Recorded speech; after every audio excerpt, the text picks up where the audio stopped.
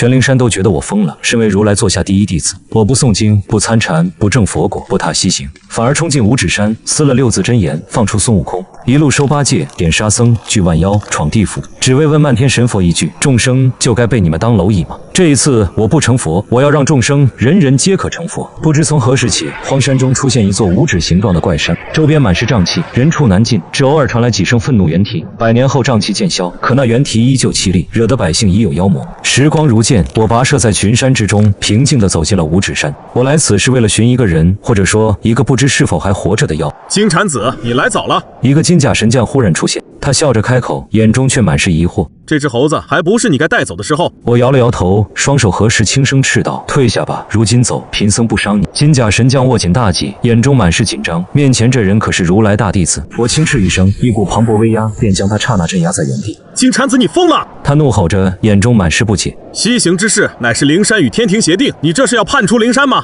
我脚步片刻不停，径直来到五行山下，猿啼凄婉。我见到了那只猴子，昔日张扬的齐天大圣，如今却这般狼狈。万幸的是，他眼中不屈仍在，战意仍存。我没来晚，来此作甚？孙悟空头都不曾抬起，冷冷开口。我笑了笑，一屁股坐下，轻声说：前几日做了场大梦，梦到和你一起历经9981难，取到了大乘佛经。那猴子不屑出声，眼中满是桀骜，说：俺老孙可不是好诓骗的。我重重敲了下他的脑袋，疼得他龇牙咧嘴，方才悻悻闭嘴。我望向远方，有些惆怅，在贫僧梦中你死了。孙悟空瞳孔猛地一缩，刹那寂静。我继续说着那个梦，梦中我取到佛经，神佛皆乐，可众生仍苦。我消去十世佛果，却度不得丝毫众生苦业。猴头，你可知晓缘由？我眼中透露出些许迷茫。那只猴子沉默着，恍若死了一般。不知过了多久，我缓缓站起，摸了摸他的脑袋，将那道大梦玄光打入他脑海。我转过身，撕开6字年言，轻声说：既然没有答案，那便去问问漫天神佛为何如此，问问众生是否愿与我等同行。猴子，你若愿意便来，若不愿便回花果山。这一次无人可再逼你。说完，我一跨步走出千里，身后传来震天轰鸣，五指山碎，一道熟悉声音响起：师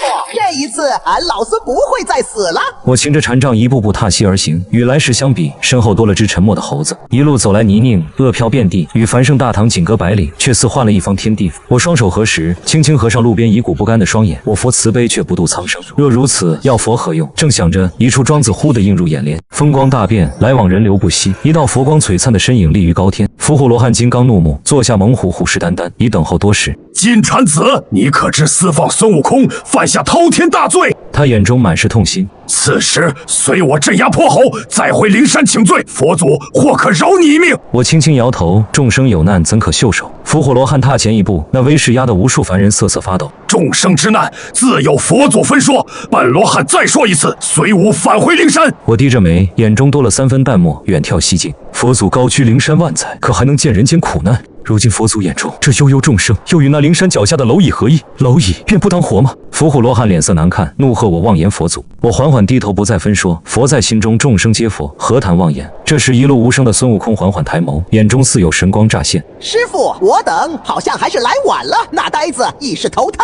了。他眼中闪过一丝苦涩，瞳孔中倒映出猪圈里一道瘦小身影。投胎未满7日还来得及。我感受到那熟悉气息，轻轻颔首。伏虎罗汉猛地瞳孔一缩，怒喝我要做什么？我笑了笑，双手合十，猛地一挥袖袍，一方悠悠天地现于高天。在那方天地之中，有10座辉煌大城高高在上，无垠地狱。世间轮回当自由，何以仙神妄论断？我大笑着一踏而出，祥和佛光冲霄而上，化作光海淹没天穹。伏虎罗汉脸色巨变，他猛地上前，惶惶虎威，一语择人而逝，惊怒道：你为了那只猪，轮回可是漫天仙佛之根基，他绝不容许我再闹地府。一根擎天巨柱猛地砸落在地，孙悟空静静挡在我身前。师傅，去吧，将那呆子带回来。他转了转脖子，狞笑一声，这罗汉就交给俺老孙了，300年了，骨头也该松松了。我笑了笑，抬头望向脸色阴沉的伏虎罗汉，向来如此便对吗？我双手合十，静静地站在那扇9幽门户之前，拨乱反正。我笑了笑，颔首低眉，头也不回地踏入地府。我佛慈悲，今日之后再无回头之路。八戒不，天蓬再忍忍，师傅来了。流沙河大浪滔滔，横贯南北，卷起烟尘令，四野无僧。2个小妖低手相聚，一个眉飞色舞，说着大圣与伏虎罗汉大战。那鱼头怪面色涨红，追问大圣真有这般通天彻地的本领。黄毛怪手舞足蹈，说大圣揭竿而起，万妖相随，独斗10万天兵。鱼头怪急得抓耳挠腮，担心大圣惹下这般祸事，危险无比。黄毛怪压低声音说，真正捅破天的是和大圣同行的那个和尚。那和尚打进了地府，惹得地藏王菩萨都亲自下场。2妖佝偻着身子，打闹着渐行渐远，很快消失不见。不一会儿，一个身披鹅黄裤，满头红艳蓬发的身影悄然而至。那铜铃般的瞳孔中满是迷茫，忽地抬起头，遥望天地一线处。真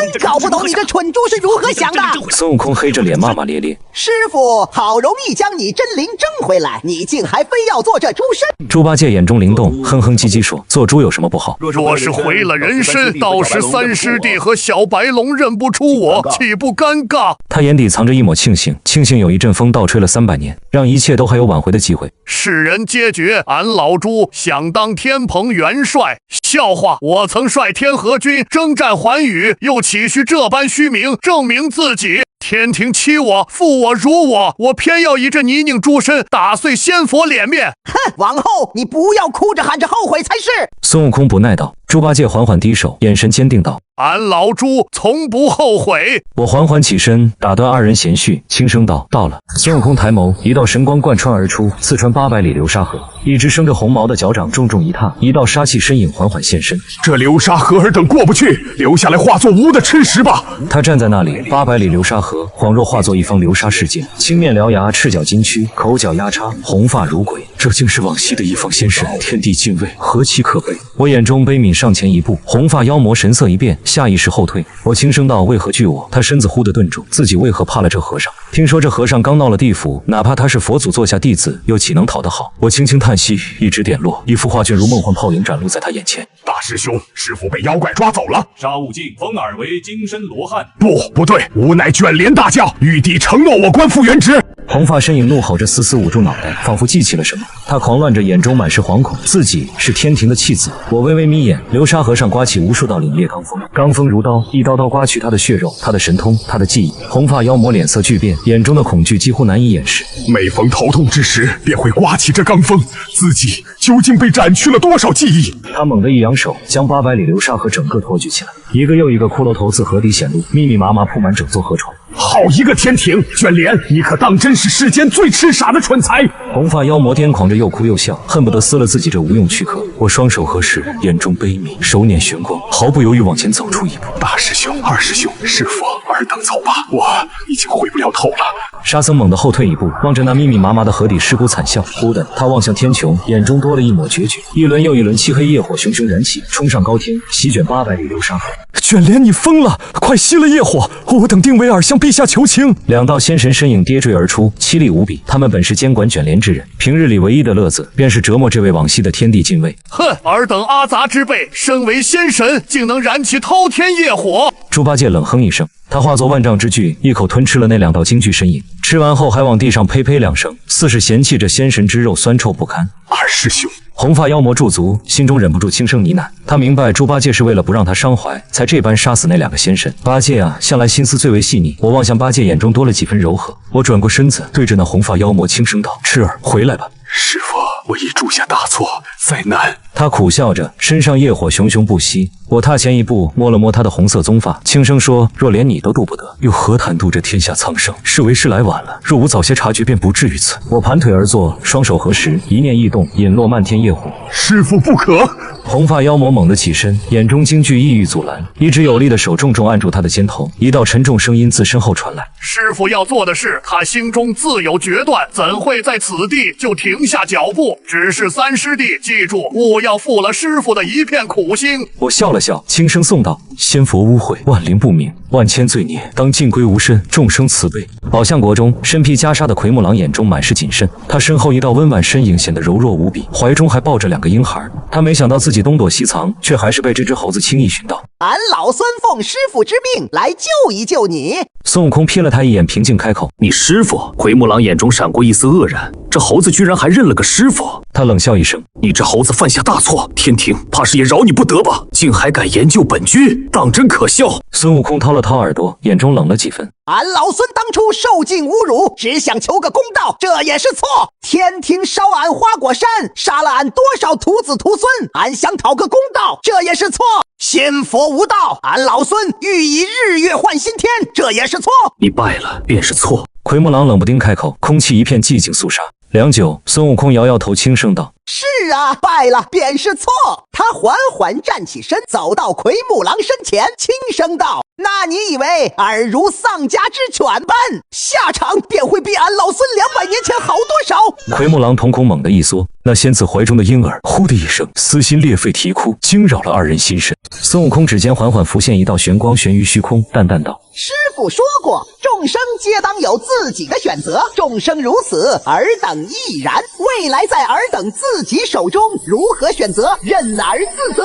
若有异，吾等在灵山脚下静候。说罢，他头也不回，转身向外走去，一边走一边低声呢喃：下一个是老牛，一家子都是倔脾气。一息间，风吹影落，那桀骜身影已消失不见。奎木狼心中竟有种莫名古怪之感，这猴子如今竟有了3分禅意。夫君，我等该如何？身后那道柔弱身影轻轻握住他的大手，他眼中满是不安，让奎木狼眼中不禁一痛。自己和他只是想要安安稳稳度过凡人一生，即便如此也有错吗？他轻轻拍了拍仙子的小手，大踏步来到孙悟空留下的玄光前。既然前后无路，那便干脆看看这猴子到底想给自己看些什么。他深吸一口气，直接将那抹玄光纳入灵台。片刻后，他悲嚎着，几乎是浑身颤抖，跪倒在地，眼中绝望，几乎满意。他见自己被废仙骨，成天庭傀儡犬；见身后仙子受万雷刑罚，神魂俱灭；见仙佛神将狂笑着摔死他的子嗣，怀抱着婴孩的仙子眼中满是慌乱。他从未见过奎木狼露出这般模样，他可是28星宿之一，他是何等张扬自信，哪怕反了天庭都不曾让他畏惧。可如今却如凡间稚童般埋首胸前，痛哭不止。他大悲玉女。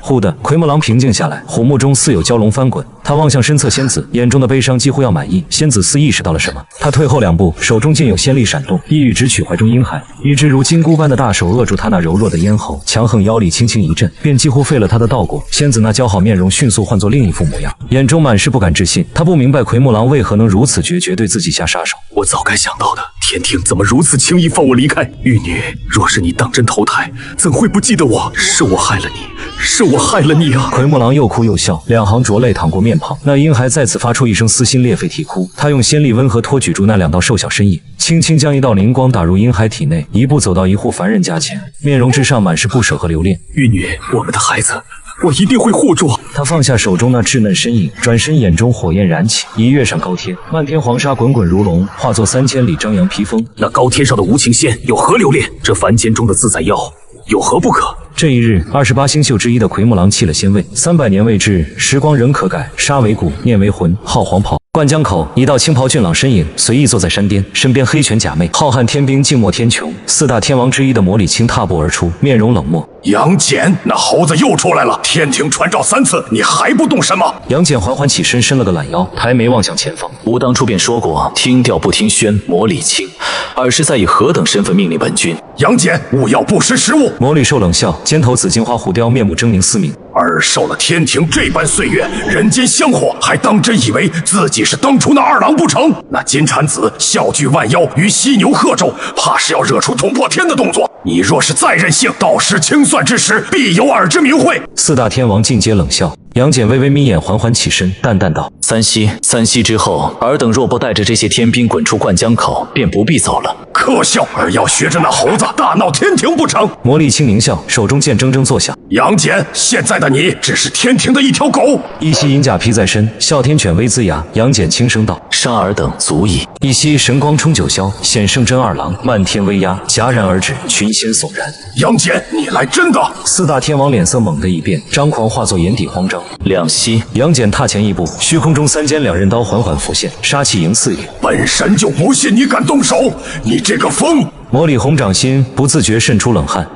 话音未落，魔礼青感受着那几乎贯穿头颅的可怕仙意，怒吼着逃离了灌江口。若是自己等人莫名死在此地，才是天大笑话。望着那迅速消失的身影，杨戬不屑嗤笑，默默坐回原地。又过了良久，确认4野再无人质，杨戬方才再次淡淡出声：出来吧。下一刻，哮天犬猛地张大嘴，吐出一个黑黑的身影。哮天，你这牙口可当真是得刷刷了。猪八戒猛地抖动身子，眼中满是嫌弃。哮天犬回了个白眼，仿佛在说若非杨戬之意，谁愿意吞你似的。杨戬面无表情，抹了一把脸上不知是什么玩意儿的粘液，有些怀疑人生。这波大意了。猪八戒轻轻吐出一口浊气，忽地抬手道：杨戬如何抉择，你可曾想好了？杨戬不动声色，施了道仙法去会。沉默片刻，他略微调整心境，方才沉重道：这是条死路，尔等当真决意如此？猪八戒没有直接回答，转身眺望繁盛灌江口，轻声道：二郎啊，灌江口有你庇护，是这方生灵之福。可惜这天地太大，二郎太少。当初我为天蓬时，从未想过众生过得竟是这般困苦。食不果腹，衣不蔽体，境界不值一提。被大妖圈养，被仙佛圈养，生生世世再无出头之日，方是大恐怖。猪八戒眼中多了几分凶狠。人间无自由，天地无清明，这般岁月已过了太久。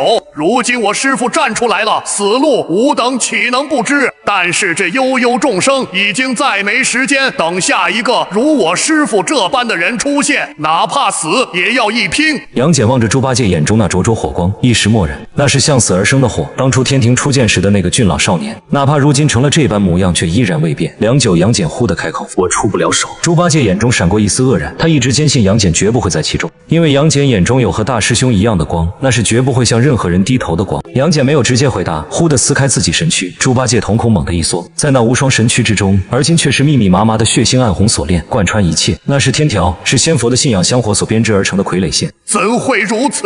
猪八戒低声呢喃，声音颤抖：“身居天庭，岂能当真无有束缚？”杨戬面容平静，似无事般合拢神躯。你和卷帘若非一个投了畜生道，一个被金蝉子接过业火罪孽，又岂能拖了这般因果？哮天犬上前，轻轻舔舐着杨戬的手背。猪八戒面容之上溢满是苦笑。天庭啊，好算计！既如此，偏蓬不，俺老猪便先去了。如此之景，他又怎能强求杨戬？碧湖灌江口亦是一条退路，一只有力大手死死按住想要转身的猪八戒。他转过身子，却见杨戬眼中的火不曾熄灭。吾身虽朽，却灵目仍存，在天庭蹉跎如此之久，此等大事吾岂能错过？杨戬踏前一步，微微抬起手按在自己第三目上。猪八戒神色猛地一变，一颗散发着无量神光的灵瞳沾染着金色鲜血，已被杨戬握在手中。拿去吧，此物定能帮上尔等。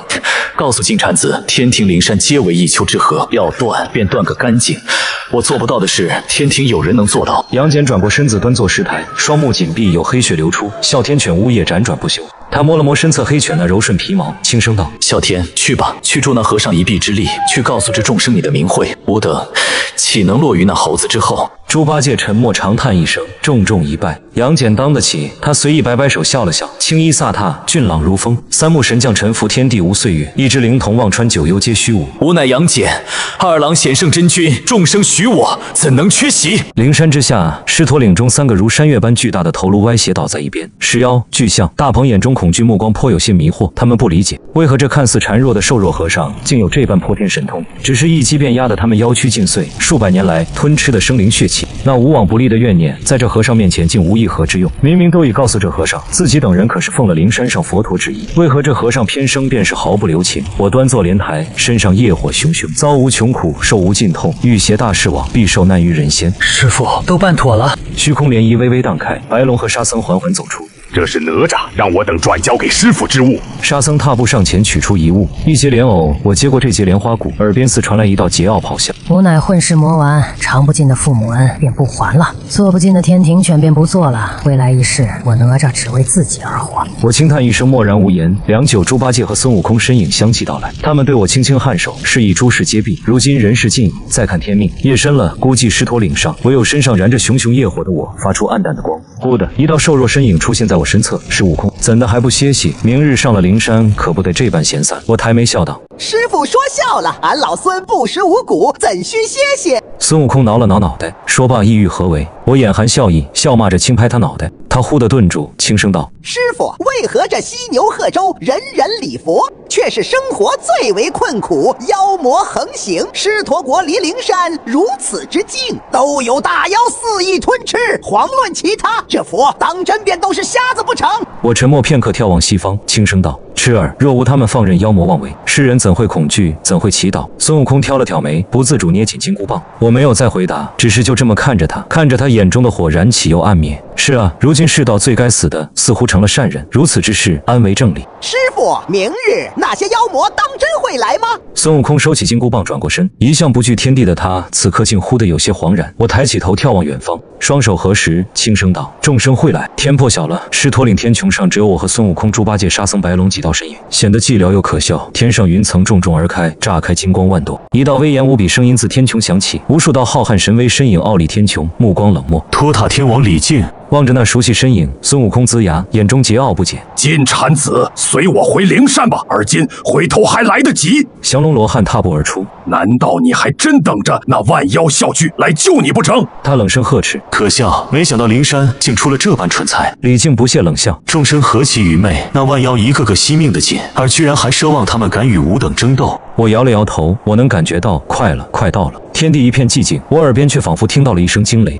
那遥远的天边猛地冲撞出一头山岳般大小的黑牛，牛角如天刀，刹那间便杀入了浩瀚天兵之中，没有一丝征兆。那漫天妖魔仿佛从虚无中生出，瞒过诸天神佛，展开最惨烈厮杀。牛魔王，你在找死！李靖又惊又怒，手中宝塔迎风便掌，直直压落。那如天盖一般的宝塔，只是轻轻一震，便让无数小妖化作脓水。欺负我夫君，尔敢！一道狂风卷起，吹拂天兵108000里。一道俏丽身影站在牛魔王头顶，手持比他自身还高3分的芭蕉扇。此刻竟是让群仙惊惧。我缓缓起身，一步跨出，移至灵山，望着眼前这巍峨熟悉之地，我眼中难得升起一丝复杂，转而又化作一抹哑然。降龙罗汉踏步上前，目光冷漠，一掌落下，似有真龙咆哮，空间震荡，一道蓝色锦袍身影从我身侧走过。降龙罗汉，可降交否？头顶角峥嵘，自在显神通。覆海大圣蛟魔王，尔也来趟这浑水！降龙罗汉眼中愕然，转而沉声开口：金蝉子与尔等何故，竟值得你与我灵山为敌？蛟魔王抬眉望向我，我报以微笑，他却反而凄了一声，转过脑袋。这和尚，我保他作甚？吾来此地，只为吾自己而战。忽的，他歪了歪脑袋，狰狞笑道：还有一事，来此地的可不止吾一人。降龙罗汉瞳孔猛地一缩，一道又一道妖气磅礴身影自天穹显现。吾乃驱神大圣于阙王，今日这般热闹，当真万古难见。吾乃通风大圣猕猴王，这天也该轮到俺闹上一场。吾乃移山大圣狮驼王，这什么阿扎之地，当真晦气。他们从那虚空中一个个走出，走过我身侧，神态各异，放肆桀骜。那降龙罗汉脸色此刻铁青无比，黑得宛若凡间锅底一般。忽的，猕猴王笑着转身对我道：和尚，去吧，做你该做的事。傅海那厮嘴硬的紧，明明对你佩服的很，却在面上不肯有丝毫低头。万古来也便只出了你这么一个金蝉子，我等也再等不起了。我抬头望向那蓝袍锦衣，双手负后，恍若托举一方汪洋的傅海大圣，面含笑意，轻轻一拜。傅海大圣没有回头，只是冷冷望了一眼猕猴王，惹得猕猴王也不由得有些无奈。我深吸一口气，比任何人都知晓这些妖圣是抱着何等信念来到此地。贫僧替众生谢过诸位大圣，再次对着诸位妖族大圣一拜。我转过身子，抬头望向灵山，在那之上是一个又一个我熟悉无比的佛。他们佛为浩瀚，佛法无边，恍若一轮又一轮大日端坐莲台之上。他们面含笑意，却目光冷漠，仿佛在看一场可笑的闹剧。这一场赌，贫僧不会输。我的眼神逐渐坚定，一步踏出，越过高天，跨过凌云渡，平静走入大雄宝殿。金蝉子，来此何为？如来青年佛指，端坐高台，面容安详，轻笑出声，仿佛那灵山下震天的喊杀声不存在一般。我没有回答，只是默默望了在场诸佛一眼，轻声道：尔等知晓。金蝉子，你是未来最有希望成为如来之人。观音手持玉净瓶，眼中似满是痛惜。为了那些许妖魔，当真值得。我摇了摇头，轻声反驳道：何人言他们是妖魔？杀生便是妖魔？不是尔等言说他们是魔。君不戒，漫天神佛以众生为食，何尝不是那最大的魔？观音眼中忽地多了几分淡漠，轻颂道：金蝉子，尔这像了。妖魔如蝼蚁票故，怎能与吾等相较？我忽地起身冷漠道：为何不可？佛曰：众生平等，这高高在上的佛便算不得这悠悠众生不成？我双手合十，袈裟猎猎，周身祥和佛光竟化作黑夜，滔天火蛇放肆而飞，无上法力便可大言不惭说自己乃是佛乐不成？何等狂妄！佛在心中，佛在众生，众生认可方是佛，众生允许方是仙。如来身侧的南无药师琉璃光王佛摇了摇脑袋，虚无诡辩，不知一夫，看来终究还是该让尔知晓何为佛。金蝉看看吧，这万妖在佛的眼中是何等脆弱。他起身点出一指，那方浩瀚战场天穹上猛地裂开一道漆黑口子，一根散发着无尽佛意的手指如撑天巨柱般猛地压落。那不只是他一己之力，是整座灵山之威，足以动摇这方天地根基。他奶奶的，想杀本圣，来试试！蛟魔王狞笑，现出蛟龙真身，滔天大浪悬于身后，头也不回冲上九霄。鹏魔王双翅一展，卷起8万里不休罡风。他有世间极速，但今日他不会逃。一尊又一尊大圣如飞蛾扑火，主动扑向那恍若天威的一击。他们是大圣，起身于微末，却欲与天公试比高。吾等生来自有身，谁敢高高在上？猕猴王耳中恍若响起那不甘怒吼，他最后遥望东方一眼，那是花果山的方向。下一刻，他起身化魔猿，杀上天。大圣们陨灭了，如流星划过天际，神躯崩碎，只为群妖争得一线生机。金蝉子，如今之景，尔还不醒悟？南无药师琉璃光王佛淡淡瞥我一眼，他将手平静揣回袖袍，仿佛做了件再小不过的事一般，轻声道：“尔等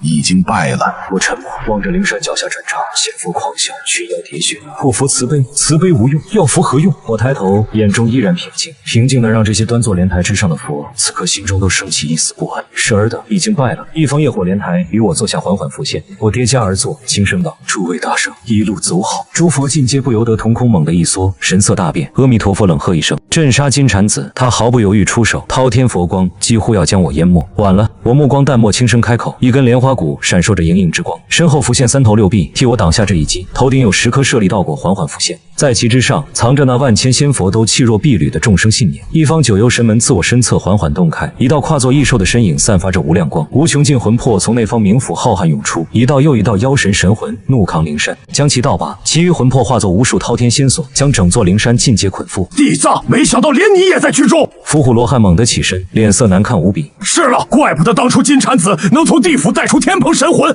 原来是你，是你在帮他。你这个疯子，你不想上灵山成佛了不成？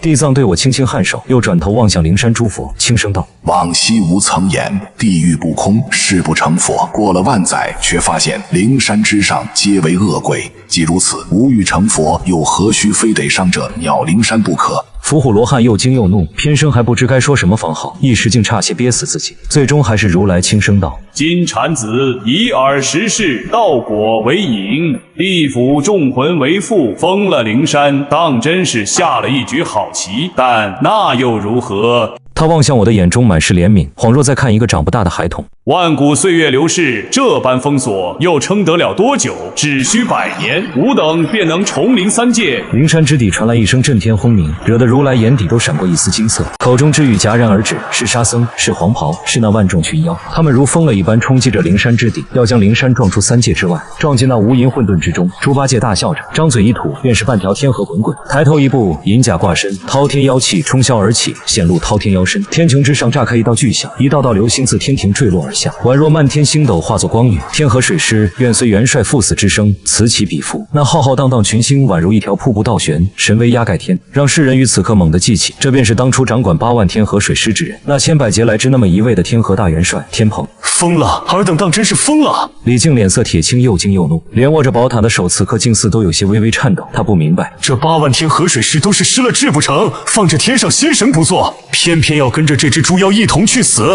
何其愚蠢！一道又一道熟悉身影在猪八戒巨瞳中倒影而出，一声又一声熟悉呼唤在耳边响起。他记得这8万天兵每一人的生辰近况，一切便似往日再现，从不曾因自己的猪身而有片刻改变。他心中宛若有什么破碎了，明悟了一般。本是道心皆通透，何须轮回变中间？他身上恍若有片片光雨飘飞，粗烈黑毛褪去，庞大黑朽妖身零落，一个光风霁月如天神般的少年站在原地。他回头扛着9齿钉耙咧嘴一笑，便让那漫天星辰都恍若失了色彩。走了。他笑着带着那漫天星辰，头也不回坠入灵山。皮囊相纸皆为虚妄，此一去便要为这众生争一线自由。风止时停，一片紫微星光浮动，一尊紫色地袍身影遥望那坠落的群星，眼中满是柔和。在其身后33万星宿照亮了天穹。此战为兄以你为傲。他踏步，手中地剑熠熠生辉，一道浩瀚紫气淹没了四方骤雨。他踏步，无尽帝王向于身后，一声轻叱如开天巨响，震撼诸佛。他踏步，地袍猎猎，杀意坚决，一剑落下惊艳了时光，仙神悚然。弟弟若言生死，岂能让为兄在耳之后？他是4域之一，万星之主，中天北极紫薇大帝。孙悟空半跪在地，一身辉煌战甲此刻已是残破不堪。他大笑着，痛快痛快，师傅如此西行，才不枉吾等走这一遭。他猛地一挥金箍棒，斩碎天上百万云，一道通天彻地身影缓缓站起，头顶天，脚踏地，吾乃齐天大圣孙悟空。佛来堵住俺老孙的嘴，来打断俺的脊梁，来杀了俺老孙！他狂笑着，眼中被那无尽紫意侵染，一滴浊泪被滚烫战意迅速蒸发。他起身如意金箍棒迎风便掌，捅穿了天，刺穿了地。那原先仅是被称作定海神针的金箍棒，竟恍若成了支撑天地的巨柱，让人望而生畏。那端坐莲台之上的如来，此刻第一次有了动容。他望向我，轻声道：“金蝉子，这也在你的算计之中吗？”我缓缓抬头，望向那通天巨猿身影的眼中满是柔和，轻声道：“他从不会让人失望，那是一团火，是这天地的一束光。”是众生的意，他的名字叫做孙悟空。那天地之柱被猛地拔起，搅弄起无边风云。通天巨猿身上金色毛发恍若燃起熊熊烈焰，随风飘扬，让仙佛难以直视那众生之光。孙悟空双手环抱那不知多少重量的金箍棒，额头青筋乍起，狂吼道：“师傅啊，他不得凌霄，今日便打飞了这灵山，如何？”一声炸响，天柱倾倒，那定海神针携无边风雷逆势舞动，令得诸神辟易，仙佛骇然。降龙罗汉怒吼着，猛地踏前意欲阻拦，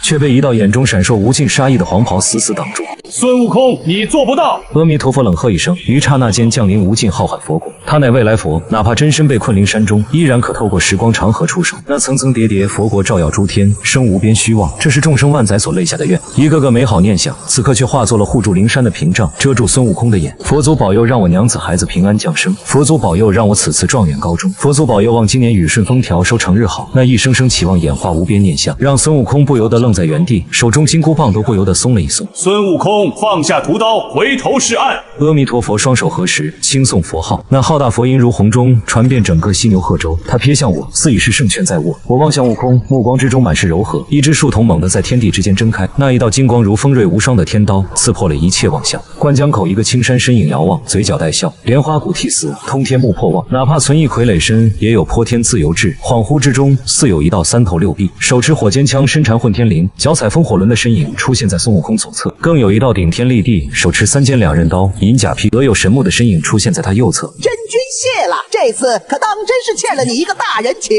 孙悟空猛地再次握紧手中巨柱，他狂笑着，似疯魔，狠狠打出一击，整座灵山刹那倒悬，诸佛色变，仙神惊惧，不知多少佛陀跌落莲台，菩萨失了那淡然神色。一声炸响，让那灵山缓慢而坚定，浮向高天，一撞向天庭。那些仙神几近疯了，不要命的阻拦，却尽是于事无补，他们逃不掉。天庭的傀儡线此刻成了锁住他们的枷锁。这漫天仙佛既不为凡间谋福祉，凡间众生便也不需要有仙佛高高在上。值吗？如来忽地重复平静，望向与他们一道坠入混沌的我只是起身掸了掸身上尘埃，轻声而坚定道：“值。”为何不愿做如来？如来首次从莲台站起，走到我近前，那恍若看穿一切的目光，此刻却有些许疑惑。这一次我没有回答，只是笑了笑，瞥了一眼那如来莲台，又坚定转过了身子。我若如来，便无明镜；恶者如我，方得始终。自今日后，仙佛不在，万类霜天尽自有。岁月悠悠，时光千古，一声长笛，一只钢铁巨鸟跃上苍穹。日新月异，一座石窟之中，一只苍老石猴缓缓睁眼，只是一念，便明了了外界这千载巨变。师傅，呆子，沙师弟，白龙，尔等见到了吗？而今的凡间，已处处是那灵山之景，人人皆可成佛了。他哭着笑着，身后是一座座残破石碑，碑铭上镌刻着一个个震古烁今的名号。不知何时，一只金蝉轻轻振翅，落在他肩头。他忽地顿住，如个孩子般缓缓闭上双眸。他笑着轻声道：“师傅，未来还长，轮回不远，吾等周